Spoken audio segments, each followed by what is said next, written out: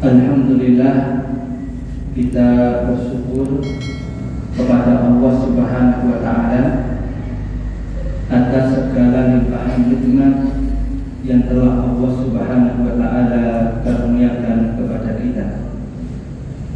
Salawat dan salam semoga senantiasa Allah curahkan kepada Nabi kita yang mulia, Nabi Muhammad Sallallahu Alaihi Wasallam. Bapak Ibu yang dimuliakan oleh Allah Subhanahu wa Ta'ala,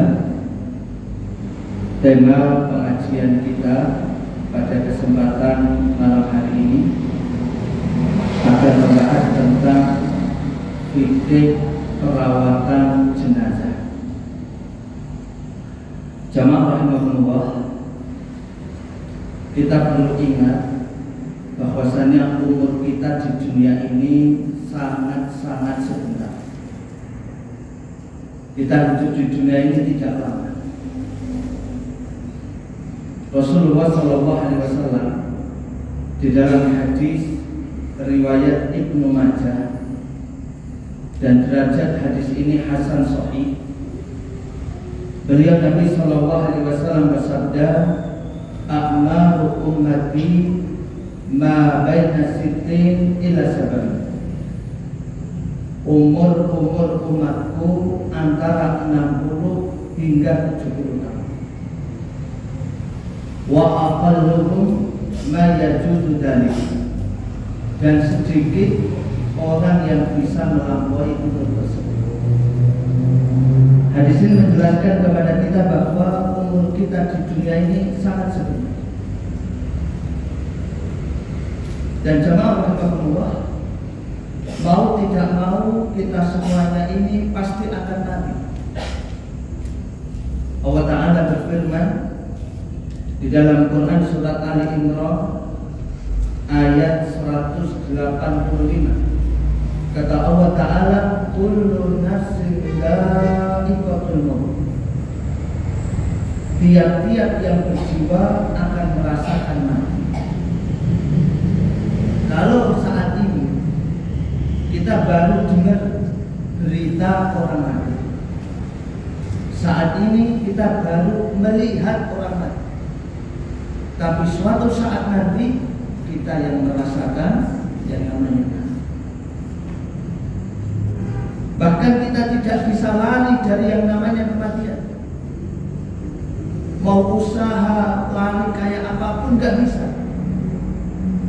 Allah Ta'ala berfirman dalam Quran surat Al-Jumu'ah ayat nomor 8. Kata Allah Ta'ala, "Qul innal mauta alladzi tafirruna minhu fa innahu mulaqikum." Katakanlah sesungguhnya kematian yang kamu lari daripadanya, maka sesungguhnya kematian itu akan menemui kamu. Ini dari bahasanya kita nggak bisa lari dari yang namanya kematian. Dan jemaah rahimahullah, kita ini perlu untuk sering ingat mati. Kita perlu untuk sering ingat mati, agar kita ini betul-betul memanfaatkan umur kita ini untuk amal soleh. Mumpung masih hidup, gunakan sebanyak-banyaknya untuk amal soleh. Mumpung masih hidup, kalau malam tahajud. Mumpung masih hidup, perbanyak bacaan Quran. Mumpung masih hidup, banyak zikir. Mumpung masih hidup, banyak sedekah, banyak infak. Mumpung masih hidup, banyak menghadiri pengajian.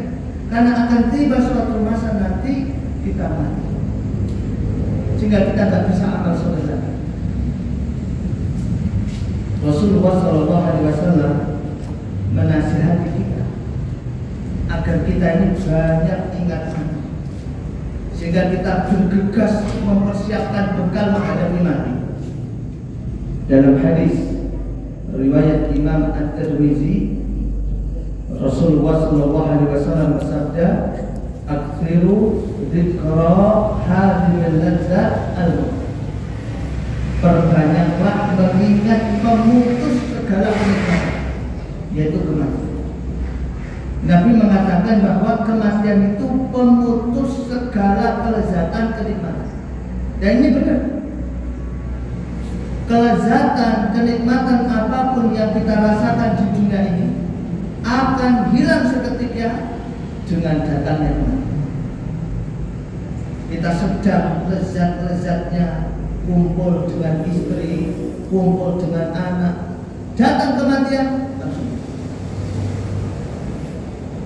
Kita sedang lezat-lezatnya menikmati rumah yang bagus, penghasilan yang besar, bisnis yang lancar, datang kematian hilang. Maka jamaah Allah, penting sekali lagi kita banyak ingat-ingat kematian.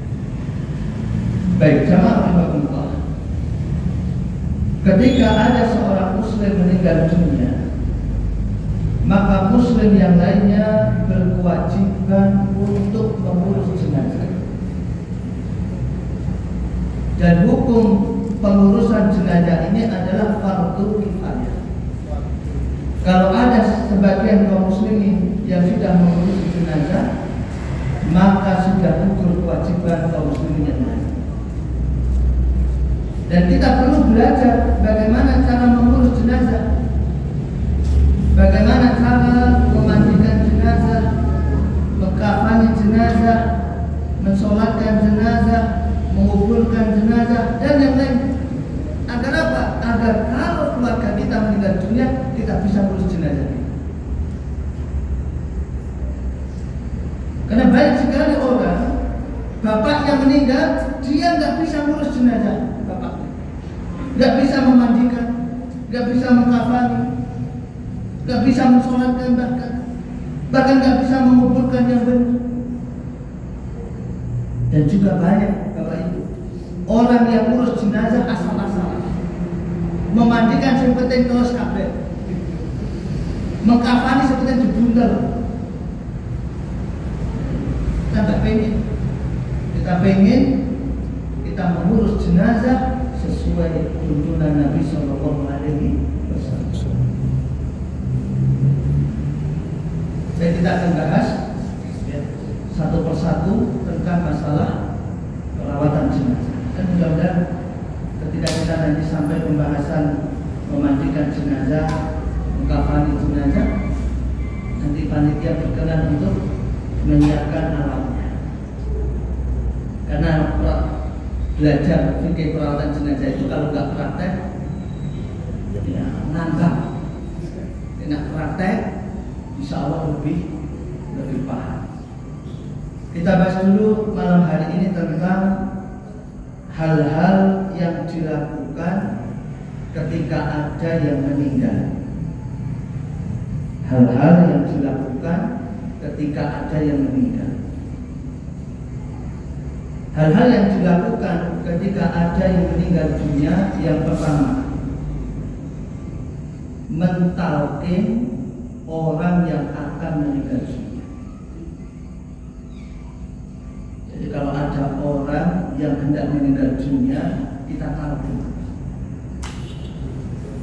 kita ajari dia, kita tuntun dia untuk mengucapkan kalimat La ilaha illallah. Bagaimana cara mentalkin? Cara mentalkin itu adalah dibisikkan dengan lemah lembut di telinganya.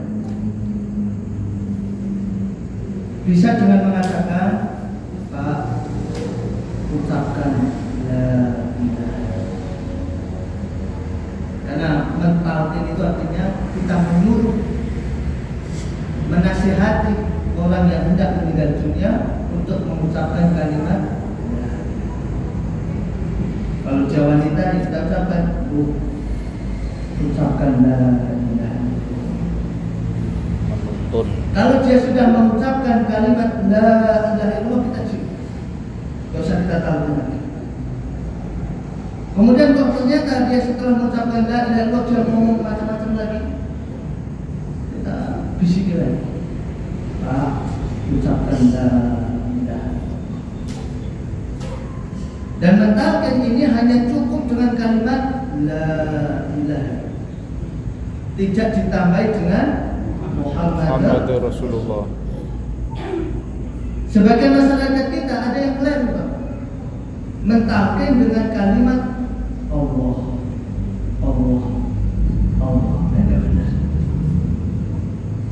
Ada orang mau meninggal dunia, bukannya disuruh mengucapkan la ilaha illallah, malah disuruh hanya mengucapkan Allah. Karena Rasulullah SAW bersabda di dalam hadis riwayat Imam Muslim, kata Nabi SAW, laqinu mautakum la ilaha illallah. Talqinlah, bimbinglah orang yang akan meninggal di antara kalian dengan kalimat la ilaha illallah. Karena seseorang yang mengakhiri hidupnya dengan mengucapkan la ilaha illallah, maka dia akan masuk surga.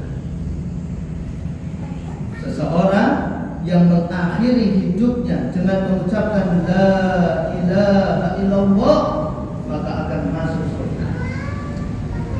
Sebagaimana sabda Nabi SAW dalam hadis riwayat Imam Abu Dawud, "Makana akhiru kalamihi la ilaha illallah dakhala jannah." Barang siapa yang akhir ucapannya adalah la ilaha illallah, maka dia akan masuk surga. Maka Bapak Ibu, kalau ada keluarga kita yang dia hendak meninggal dunia, kita talqin. Apalagi yang hendak meninggal dunia itu adalah bapak kita, ibu kita, istri kita, suami kita, anak kita talqin. Kalau mereka kok bisa mengucapkan la ilaha illallah atas bimbingan kita, masuk surga. Dan ini juga memberikan nasihat kepada kita agar kalau ada kerabat kita, keluarga kita hendak meninggal dunia sedang sakit parah, ditunggu agar kita bisa. Bahkan kalau memang dia sudah sakitnya parah, kita mungkin lelehan untuk menggoli dia agar ketika dia sakaratul maut kita bisa menolong. Dan para ulama mengatakan dimakruhkan terlalu banyak mentalkin. Ada sebagian orang mentalkin untuk sebulan, karena ini bisa memberatkan hati orang yang hendak meninggal dunia. Karena orang yang hendak meninggal dunia itu dia sedang mengalami sakaratul maut, dan ini sakit berat luar biasa. Jadi kita kalau lihat orang sakaratul maut itu kayak orang bingung, Pak. Sakit luar biasa, Pak. Maka jangan terlalu banyak mentalkin. Itu menjadikan dia berat bahkan jiwa. Kemudian jamaah rahimahullah, ada sebagian kaum muslimin yang mereka itu mentalkin mayit yang sudah di dalam kubur. Ada bertanya dulu? WA-nya. Tadi saya sebelum isi pengajian ini, saya tadi murojaah kitab Bulughul Maram min Adillatil Ahkam. Karena besok pagi saya ngisi pengajian kitab Bulughul Maram di Masjid Asal kajian ini. Ada satu riwayat, namun riwayat ini dhaif. Bahkan juga ada hadis, namun hadisnya palsu, yang menjelaskan tentang anjuran mentalkin orang yang sudah mati ketika sudah dikubur. Riwayatnya berbunyi dari Damrah bin Habib radhiyallahu anhu. Dia salah seorang tabi'in, dia mengatakan, apabila tanah di atas kuburan si mayit telah rata, maksudnya sudah dikubur, dan orang-orang telah pergi, mereka menganjurkan agar diucapkan di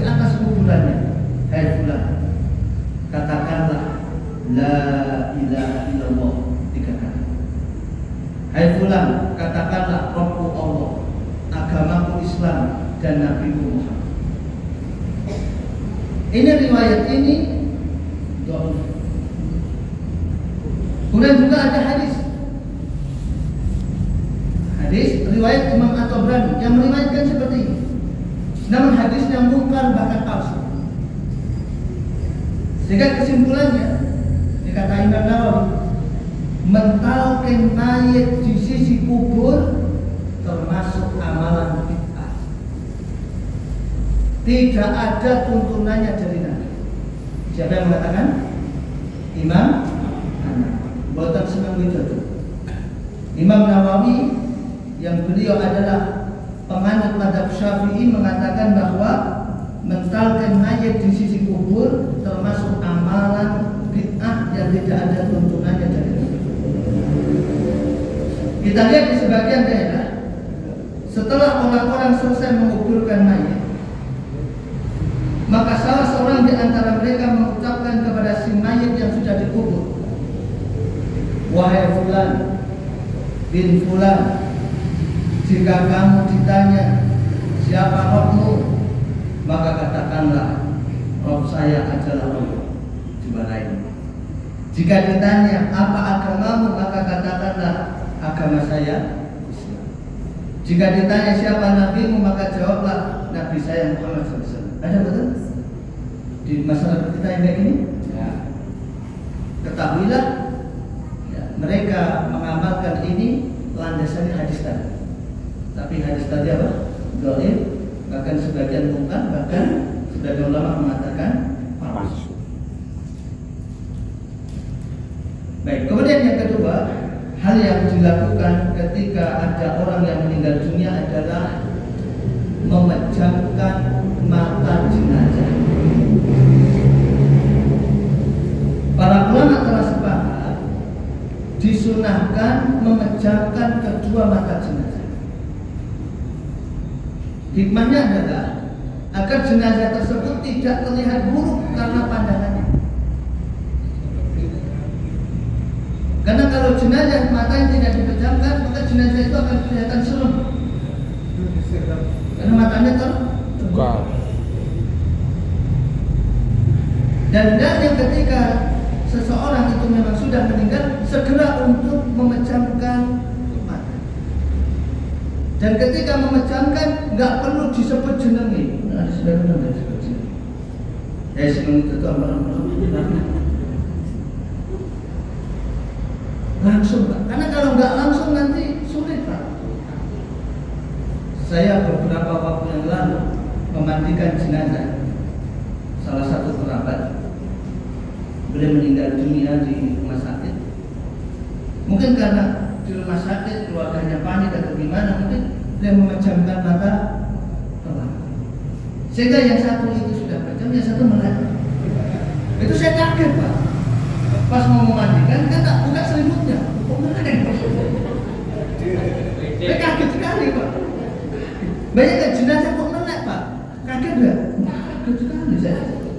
Masya Allah. Nah, akhirnya saya pejamkan. Nggak tak lama itu dia bisa kemudian.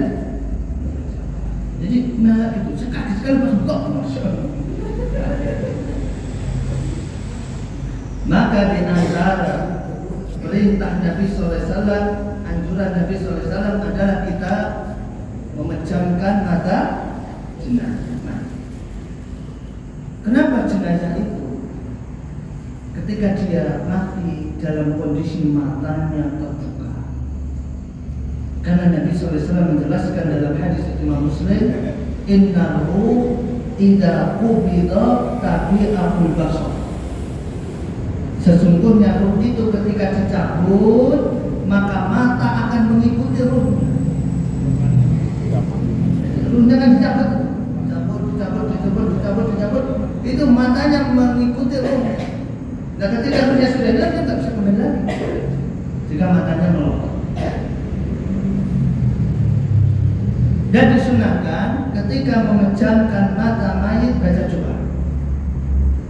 Doa ini disebutkan di dalam hadis riwayat Imam Muslim. Doanya, Allahumma ighfir li fulan. sebut jeneng. Allahumma fir li senang bidadul. Ya Allah, ampunilah senang bidadul. Warfa' darajatahu fil mahdi. Angkatlah derajatnya di kalangan orang-orang yang diberi petunjuk. Wafsah lahu fi qabri. Lapangkan kuburnya. Wa nawwir lahu fi, terangi kuburnya. Wa nufu fi aqibi fil ghabirin. Gantilah setelahnya untuk anak keturunan. Waghfir lana wa lahu ya rabbal alamin. Ampunilah kami dan dia, wahai Rabb semesta. Jadi pas memecahkan mata itu kita sambil baca doa ini. Allahumma fir li fulan warfa' darajatahu fil mahdiyin wafsah lahu fi qabri wa nawwir lahu fi wahlufhu fi aqibihi fil ghabirin waghfir lana wa lahu ya rabbal alamin. Ini dapatkan Pak. Sehingga ketika ada kerabat kita, keluarga kita meninggal dunia, kita bisa mengamalkan sunnah. Kemudian yang kita lakukan yang ketika ada orang meninggal dunia, menutup seluruh badan jenazah dengan kain. Jadi kalau orang itu memang sudah meninggal dunia, segera kita tutup seluruh badan jenazah dengan kain, ya, baik dengan selimut atau dengan kain jarit. Disebutkan di dalam hadis riwayat Imam Muslim, Ibunda Aisyah radhiyallahu anha mengatakan, "Syujjiya Rasulullah sallallahu alaihi wasallam hina mata bi thawbin himar." Ketika Rasulullah sallallahu alaihi wasallam wafat, beliau ditutupi dengan kain bergaris. Alhamdulillah kaum muslimin kita sudah mengamalkan sunnah ini. Ketika ada orang meninggal dunia, mereka segera menutupi seluruh tubuhnya dengan kain. Termasuk juga jamaah rahimahullah, kalau jenazah itu kok dia tangannya mungkin ketekuk atau kakinya ketekuk, segera kita posisikan lurus biar tidak segera kaku. Karena kalau kaku nanti sulit sekali. Baik, kemudian jamaah rahimahullah, bagi kerabat yang ditinggalkan, dia disunahkan mengucapkan kalimat ini, Inna lillahi wa inna ilaihi raji'un. Minimal ini jangan lupa. Nah, biasanya kalau yang meninggal itu adalah orang yang tersayang kita, kadang kita lupa. Kita lebih mendahulukan nangis kita dibandingkan mengucapkan kalimat itu. Harusnya kalau yang meninggal itu kerabat, hendaknya kita lebih utama mengucapkan Inna lillahi wa inna ilaihi raji'un. Inna lillahi, sesungguhnya kami itu milik Allah. Wa inna ilaihi raji'un, dan sesungguhnya kami akan kembali kepadanya. Kalimat ini kalau kita baca pas kita dapat musibah dengan penuh penghayatan, maka itu akan menguatkan hati kita menjadi orang yang lebih sabar. Kemudian yang lebih bagus lagi ditambahi doa, Allahumma jurni fi musibati wa ahlif li khairan minha. Allahumma jurni fi musibati. Ya Allah, berilah aku pahala atas musibah yang menimpaku itu.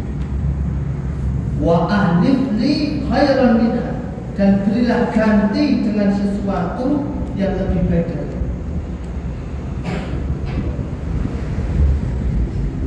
Kalau seseorang ketika melihat saudaranya meninggal dunia, kerabatnya meninggal dunia, baca kalimat ini, inna lillahi wa inna ilaihi raji'un, Allahumma ajurni bi musibati wa ahlif li khairan minha, niscaya Allah akan memberi pahala atas musibahnya tersebut dan Allah akan menggantinya dengan yang lebih baik. Ibu-ibu, kalau suaminya meninggal dunia baca kalimat, pahalanya besar dan ibu-ibu akan dapat ganti yang lebih baik. Habis ganggu mesti lembaga pak ganti suaminya, bukan gantinya bawa bu, tapi ganti dari Allah lebih baik, baik itu berupa surga atau bisa juga suami yang lebih baik, lebih ganteng, lebih sugih.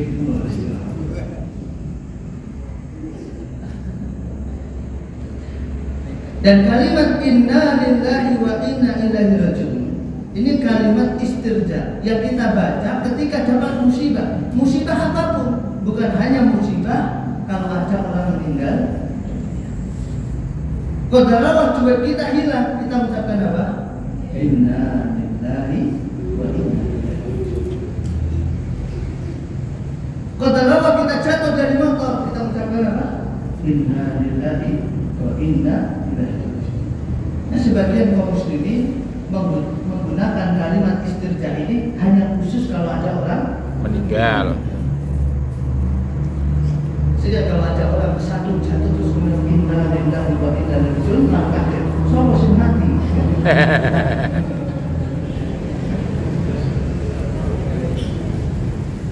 Dan kalimat yang kita ucapkan tatkala kita mendapatkan Musibah. Kemudian juga jamaah diperbolehkan bagi seseorang untuk mencium jenazah. Tentu dengan memperhatikan batasan-batasan syariat. Laki-laki nggak boleh mencium jenazah mantannya. Mantan yang SMP mati, mantan yang SMA meninggal, kemudian takziah. Sebenarnya jenazahnya di mana? Nggak boleh. Tapi misalnya yang meninggal istri, kemudian si suami atau yang meninggal suami, kemudian mencium, atau yang meninggal adik, ibu, bapak, boleh. Atau misalnya sahabat, tapi sahabat laki-laki, atau yang perempuan jadi sahabat perempuan, atau yang meninggal adalah ustadznya. Kalau ustadznya berarti bapak-bapak, ibu-ibu nggak boleh. Ini ustadz saya dulu nggak boleh. Ditempelin bojone ustadz.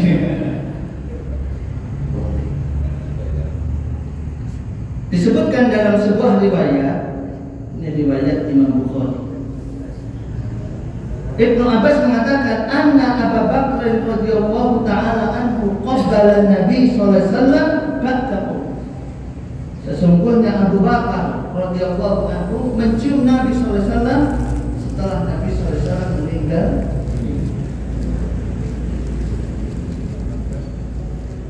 Kemudian juga jamaah rahimakumullah, boleh menangisi jenazah apa? Tidak boleh disertai rasapan atau teriakan. Boleh menangisi jenazah dengan catatan tanpa ratapan, tanpa teriakan. Misalnya ada kerabat kita, keluarga kita meninggal dunia, kita nangis boleh. Yang nggak boleh itu nangis yang meraung-raung.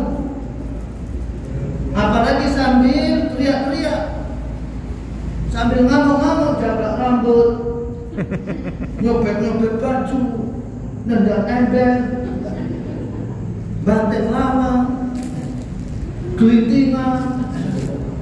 Ada sebagian wanita seperti itu. Saya pernah melihat ada video ya, bapaknya meninggal dunia, langsung anaknya banting kursi rumah sakit. Bahkan mencari dokternya pengen ngamuk dokter. Yang istrinya langsung diintikan di rumah sakit. Ini nggak boleh yang seperti ini. Ini malah dosa ini. Ini namanya hianat terhadap. Nangis boleh. Malah kalau bojone mati kok nggak nangis ini? Tanda tanya. Bojone kok nggak nangis? Apa ini? Ini saking sabarnya kok saking rawanasin. Suami jomel kan, kapan membeli? Malah ayam. Saya pernah menjumpai ada seorang anak. Menurut saya anak ini dia harusnya nangis, udah kecil, kelas berapa SD. Anak ini lihat bapaknya meninggal dunia, belas nangis. Bahkan tidak menunjukkan rasa sedih. Ini anak ini menyimpan kebencian besar kepada bapak. Bayangkan, bapaknya meninggal, menangis. Sampai heran dengan anak ini. Ibunya nangis, ini anaknya malah enggak. Disebutkan dalam sebuah riwayat. Diriwayatkan oleh Imam Al-Bukhari dari sahabat Anas bin Malik radhiyallahu anhu. Kami bersama Rasulullah SAW masuk ke rumah Abu Sa'id, di mana dia adalah seorang yang mengasuh Ibrahim. Ibrahim ini putra Nabi SAW. Kemudian Rasulullah SAW mengambil Ibrahim, mencium Ibrahim dan mengecup Ibrahim. Lalu kami masuk setelah itu dan Ibrahim telah meninggal dunia. Ibrahim anaknya Nabi SAW. Maka kedua mata Rasulullah SAW berbinar. Abdurrahman bin Auf berkata kepada Rasulullah SAW, dan engkau juga menangis wahai Rasulullah. Maka Rasulullah SAW menjawab perkataan sahabat Abdurrahman bin Auf, ya bin Auf, innaha rahmah, thumma atba'a bi ukhra. Wahai Ibnu Auf, sesungguhnya tetesan air mata ini adalah kasih sayang. Ini bukti bahwasanya boleh seseorang ketika keluarganya meninggal dunia menangis. Bahkan itu adalah tanda kasih. Masa anak meninggal enggak nangis? Masa bojone meninggal enggak nangis? Nangis. Kemudian yang berikutnya, hendaknya ahli waris jenazah menyelesaikan tanggungan yang terkait dengan jenazah.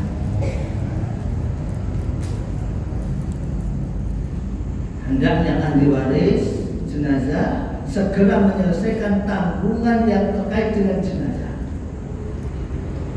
Di antara tanggungan yang terkait dengan jenazah, satu, membayar utangnya.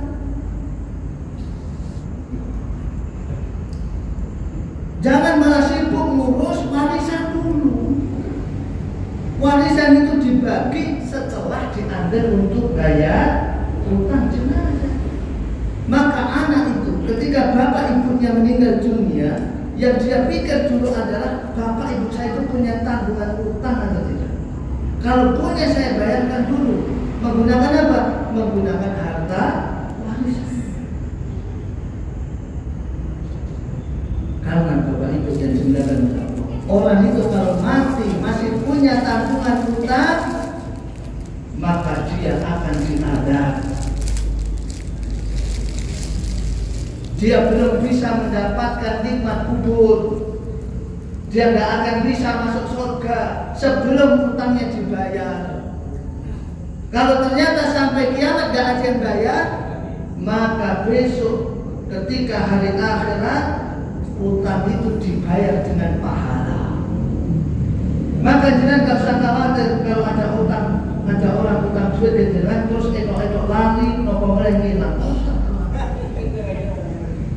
Besok dia akan daya dengan apa? Untung betul.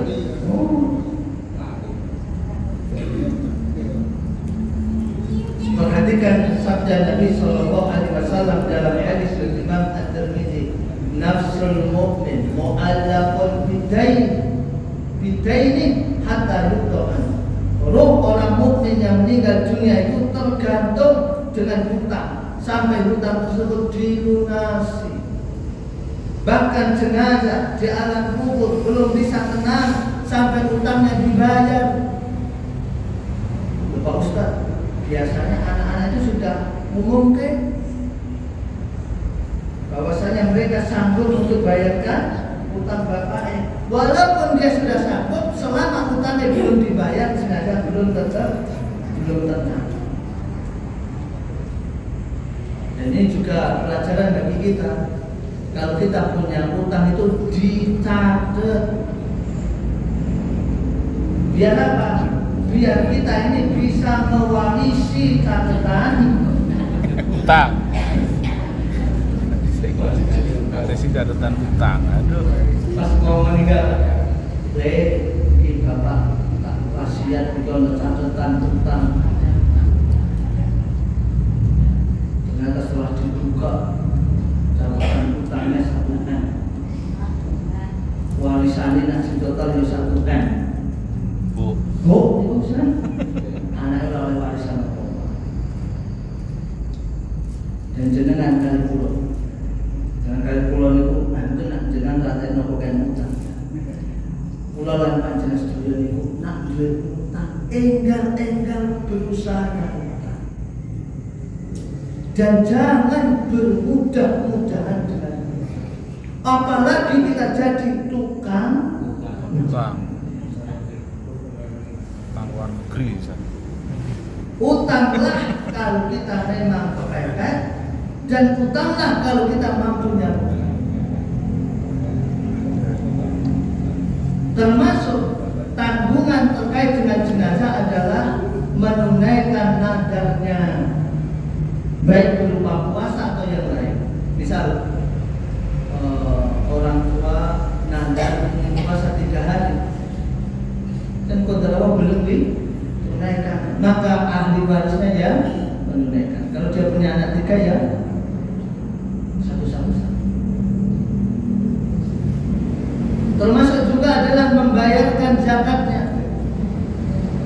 Kalau dia punya tanggungan bayar zakat. Ini penting, Pak. Jangan sampai kita remehkan masalah.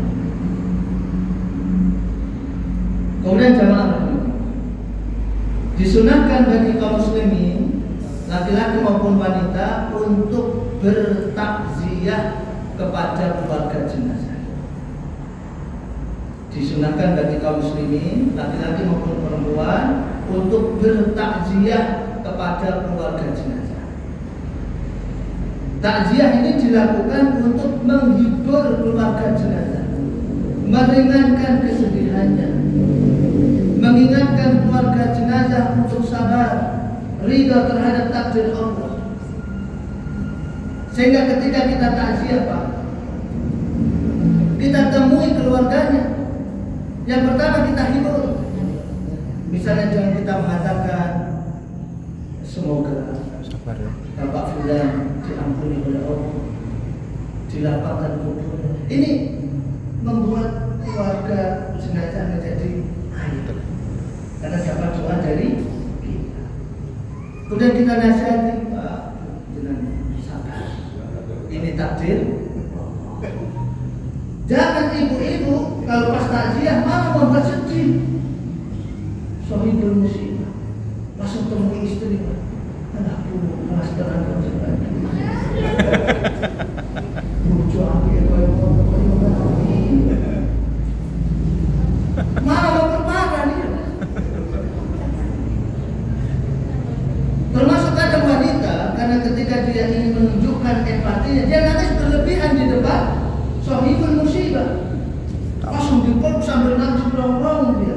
Tambah sedih. Akhirnya yang istrinya juga ikut-ikutan. Padahal dia sudah enggak nangis, sudah tegak. Lihat temannya nangis, dia jadi ikutan nangis. Harusnya dengan menghibur, orang malah nambah berong dan nangis.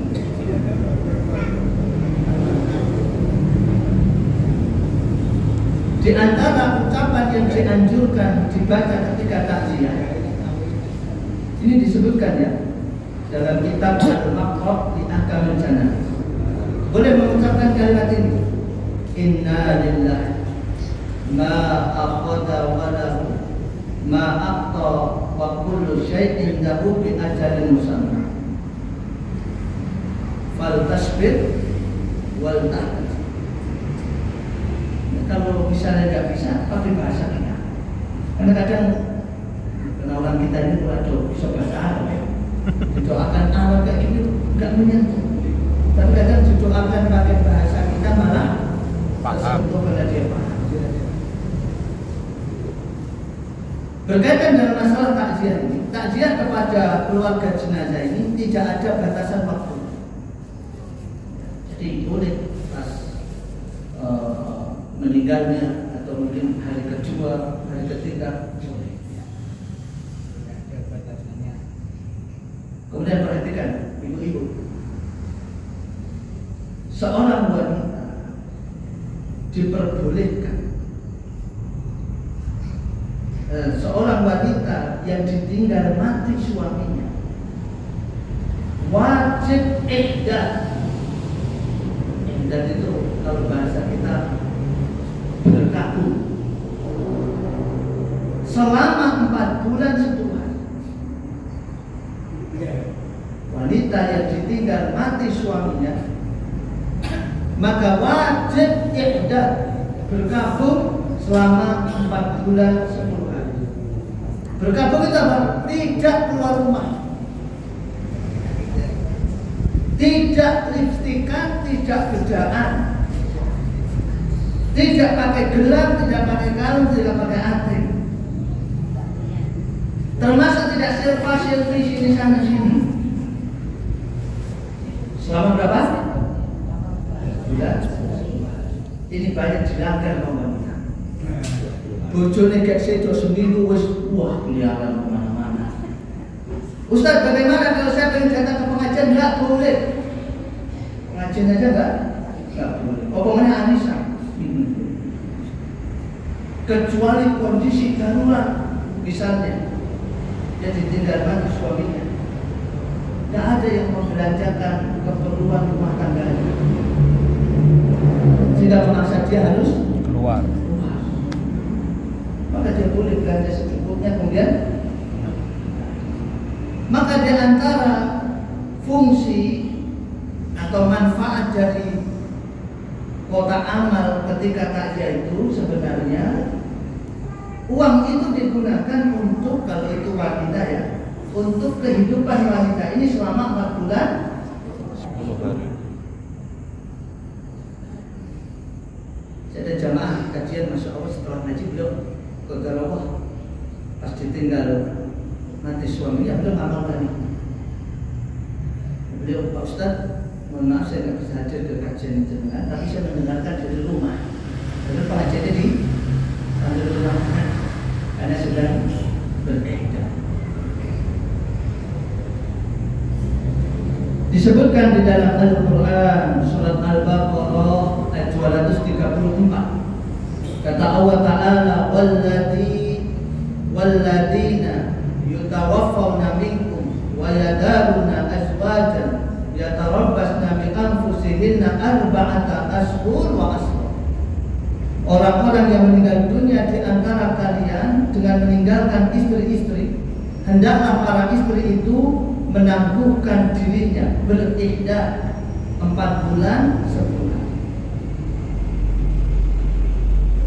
Kalau wanita itu ditinggal mati suaminya dalam kondisi hamil, maka iddahnya itu sampai melahirkan. Berarti selama belum melahirkan dia tak boleh keluar rumah, tak boleh bersolek. Sebagaimana firman Allah dalam Quran surat At-Talaq ayat nomor 4, wa ulatul ahmal ajaluhunna ayadhna hamlahunna. Dan wanita-wanita yang hamil, waktu iddah mereka itu ialah sampai mereka melahirkan kandungan. Dan waktu iddah bagi wanita itu langsung dimulai setelah kematian suaminya. Jadi kalau suaminya meninggal dulu, dia langsung hari pertama itu dia langsung di kalau memenuhi tamu sebelumnya saja.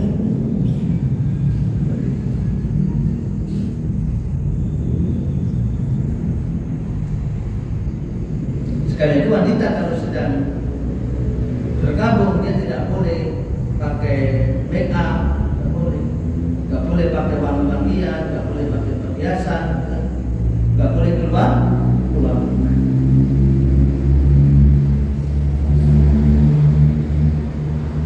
Adapun laki-laki kalau ditinggal mati istrinya, boleh dia nggak ada berkabung, nggak ada boleh ini. Jadi tidak dipajang. Karena wanita itu dia ada namanya masa iddah. Karena kalau wanita kok dia baru ditinggal mati suaminya, kok dia langsung keluar terfitnah, kemudian kok akhirnya nikah sebelum masa iddahnya selesai, berbahaya. Berbahaya di mana?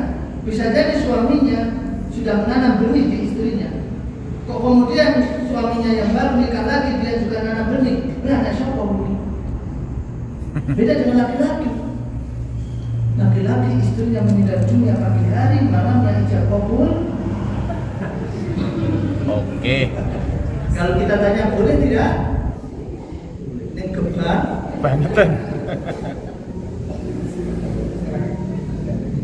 Bisa sampaikan. Laki-laki itu perlu tahu paling mudah melupakan wanita. Saya sudah membuktikan banyak. Kalau ada laki-laki kok sulit melupakan wanita itu langka. Saya punya jamaah. Kalau istri yang meninggal, pas ngantar saya isi pengajian dan curhat, sedih sekali ditinggal mati istrinya. Terus saya guyoni beliau, Pak, laki-laki itu nggak ada masa iddahnya. Artinya dia mau nikah kapanpun mau silakan. Ternyata perkataan saya guyonan itu Kita nggak bisa serius. masuk ke dalam hati. Ketemu saya lagi, topiknya sudah beda. Pak Ustaz, kalau saya bantu digolek kita. Istrinya belum 1 bulan atau belum 2 bulan meninggal. Terus harus boleh. Dan sekarang sudah punya istri. Tapi jangan nggak usah khawatir. Seandainya suaminya jangan nikah lagi, jangan juga nggak tahu.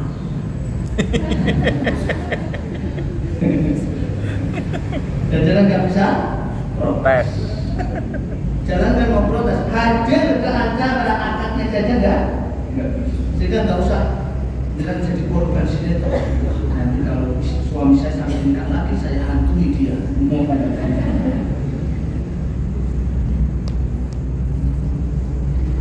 Saya rasa demikian, Bapak Ibu yang dimuliakan Allah. Insya Allah setelah yang akan datang, kita akan belajar tentang fikih memandikan jenazah. Insya Allah nanti saya bawakan boneka untuk praktek memandikan jenazah.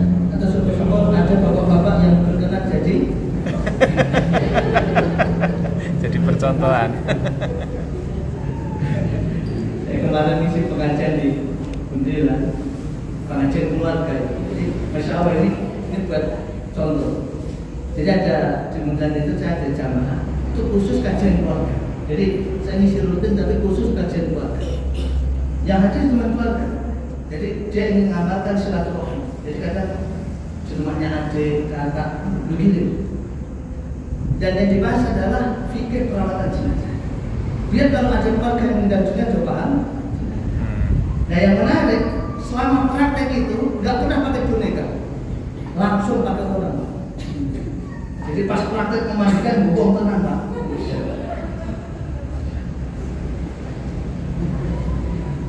Mau sambil latihan, ya. Latihan jadi. Dulu pakai orang itu. Hah? Pak Power. Mungkin dulu Nggak pernah. Masya Allah. Cuma di itu. Ini bukan langsung untuk bapak sudah sendiri. Jangan usah khawatir, wah nanti kalau jadi jenazah nanti apa langsung meninggal. Karena kematian itu sudah tentukan oleh Allah Subhanahu wa taala. Sedikit waktu monggo rajin bertanya. Nggih, monggo. Besok yang dikatakan husnul khotimah itu ciri-ciri atau tandanya seperti apa, Pak? Oke. Ada banyak sekali tanda-tanda husnul khotimah. Di antaranya yang pertama, menjelang kematian bisa mengucapkan la ilaha illallah. Kalau ada orang menjelang mati bisa mengucapkan la ilaha illallah, ini tanda husnul. Yang kedua, ada keringat di dahinya. Kalau ada orang meninggal dunia kok di dahinya ini kok keluar apa? Keringat. Itu tanda husnul khotimah. Dan yang hadisnya sahih, saya cuma sebutkan secara global. Yang ketiga, meninggal dunia pada hari Jumat atau malam Jumat. ini juga tanda husnul khotimah. Yang menakjubkan, Pak, mungkin Bapak Ibu juga kenal, beliau Al-Ustaz Surati rahimahullah. Saya dulu pernah belajar bahasa Arab sama Ustaz Surati ini. Beliau kena penyakit bergerak dan nggak bisa apa. Tapi oleh Allah dijadikan menjelang beliau wafat, beliau tiba-tiba sehat. Sehingga dengan sehatnya itu Allah jadikan dia bisa ngisi pengajian di beberapa tempat. Saya lihat videonya itu merinding karena beliau itu sudah sembuh. Ya, pas saya kunjung di rumahnya itu dalam kondisi nggak sadarkan diri pas itu. Tiba-tiba menjelang kematiannya beliau sehat, bisa ngisi pengajian di beberapa tempat. Kemudian pas hari Jumat di bulan Ramadan meninggal dunia. Itu saya kalau ditawari mau nggak seperti itu, mau saja. Jangan mau nggak? Mau. Pernah gitu ditawari meninggal hari Jumat Ramadan mau? Karena Nabi SAW mengatakan orang yang meninggal pada hari Jumat atau malam Jumat diselamatkan dari fitnah kubur, nggak diselamatkan dari pertanyaan alam. Kemudian di antara tanda husnul khotimah meninggal pas amal soleh, meninggal pas baca Al-Quran, meninggal pas sholat. Dan orang itu dia bisa meninggal dunia dalam kondisi husnul khotimah meskipun dia meninggal di atas kasur. Yang penting pas dia meninggal itu dia tidak berbuat syirik kepada Allah,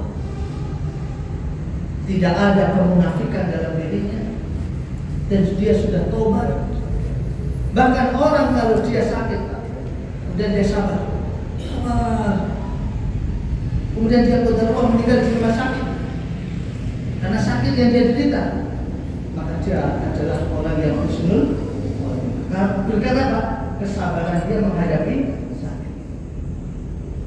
Dan perlu saya sampaikan, kesabaran menghadapi sakit itu perlu dilatih, perlu dilatih. Jangan kalau oleh karenanya di antara hikmah Allah Subhanahu wa taala, sebelum kita meninggal dunia kita oleh Allah diuji dengan beberapa sakit dan kita persiapan. Besok menjelang meninggal pas sakit kita bisa sabar. Kita khawatir kalau kita sakit ringan-ringan saja nggak bisa sabar, besok pas sakit menjelang kematian kalau kita nggak sabar, waduh itu. Kalau perlu latihan, karena ini pasti, Pak. Pasti. Saya katakan 100 tahun yang akan datang, semua yang hadir di masjid ini, Sudah termasuk masuk. masjid kecil ini sudah meninggal dunia semua.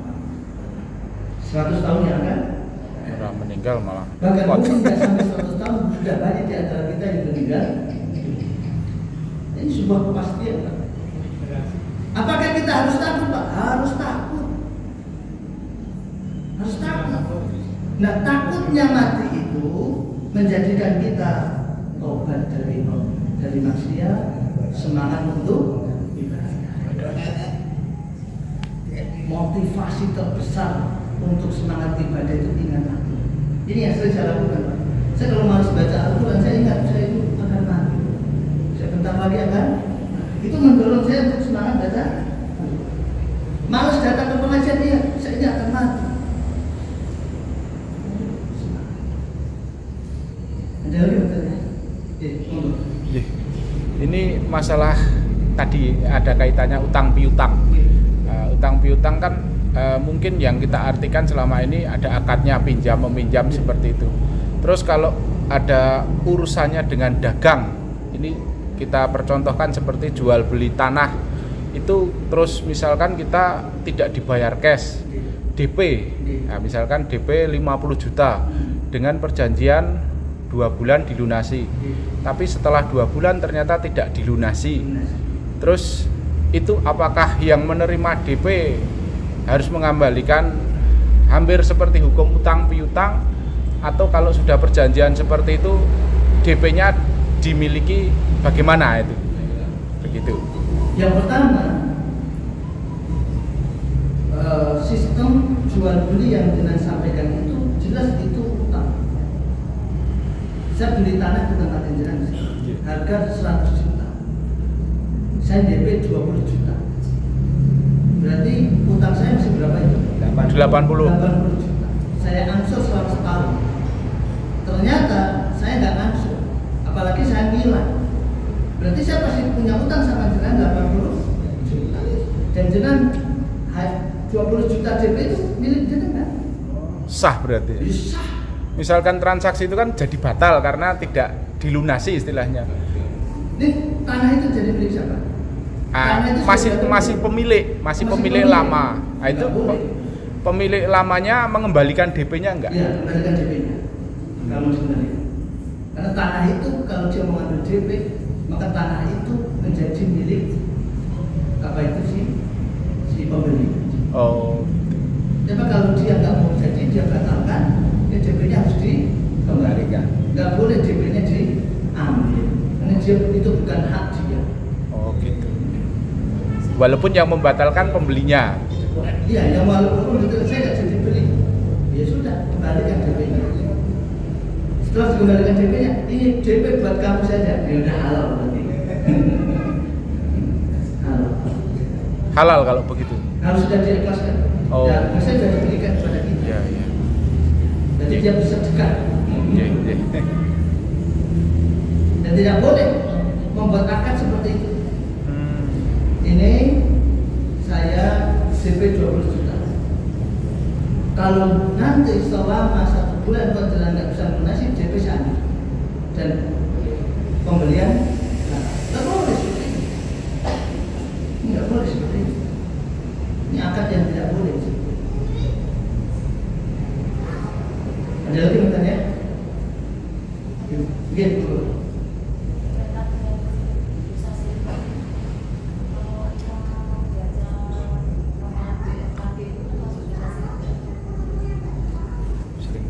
Ramalan yang itu termasuk dosa syirik itu ramalan dari dimiliki sama yang jual.